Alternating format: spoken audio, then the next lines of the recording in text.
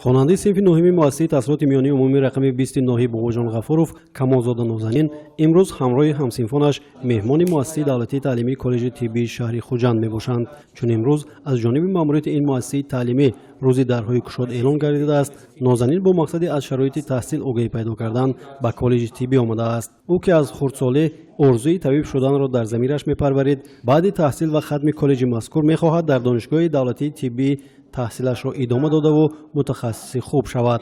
من میخوام از ختم صنف 9 به همین کالج طبی داخل شوم و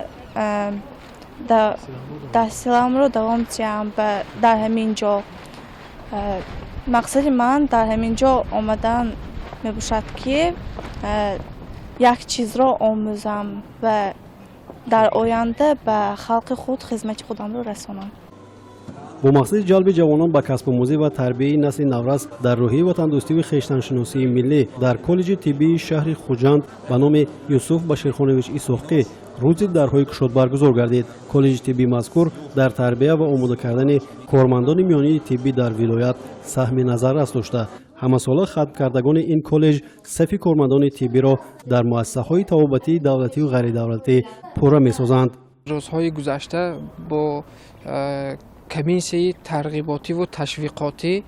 ما در تمام مکتب‌های ولایت ترغیب و تشویق مؤسسه تعلیمی کرده بودیم و امروز تصمیم گرفتیم که همچون یک روز درهای گشاد اعلام کنیم که به واسطه آن ختم کنندگانی که در مکتب‌های میانه تحصیل میکنند دیدن نمایند و در مؤسسه ما با دستگیری و کوشش‌های رهبریت مؤسسه نامزد علم‌های طب مولانزاده علیمت حقبردی تمام شرایط‌ها مهیا کرده شده است که به واسطه انتخاب امروزی خوانندگان مکتب به آینده آنها وابستگی کلان دارد.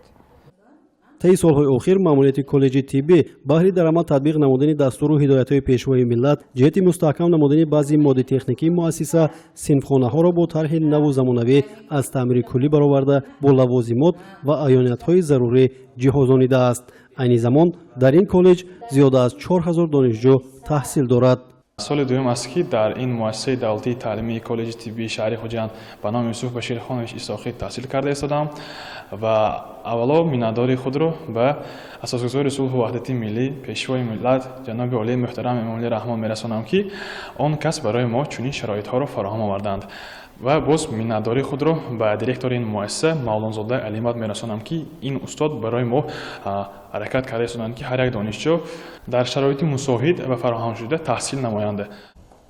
بخشیده به جشن 30 سالگی استقلالیت دولتی جمهوری تاجیکستان طی سالهای اخیر در این مؤسسه تعلیمی طبی 2 میدانچه ورزشی زمانوی، کتابخانه و مرکز تستی ساخته به استفاده داده شد. جهت بهبود بخشیدن روند تعلیم در سال جاری نیز کارهای بنیادکاری از جانب ماموریت به نقشه گرفته شده. عملی شوی کارها امکان باز هم خوبتر گردیدن جریان دانش اندوزی دانشجویان را تأمین خواهد کرد. با مقصد بلند برداشتن سطح استفاده تعلیم که در پیام‌های خود اساسگذار صلح و وحدت ملی پیشوای معظم ملت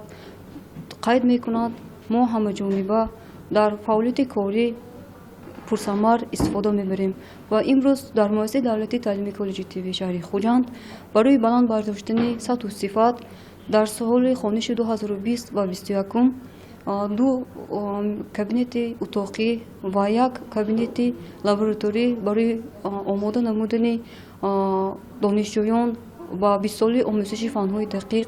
که با فرمان پیشوای معظم ملت اعلان گردیدند امروز مجهز گردیده شد و ما آموزگاران استادان همه روزه هم فکر شده برای جلب جوانان فعال در سمت دستگیری‌های پیشوای معظم ملت در تربیت تعلیم کار و فعالیت میبریم.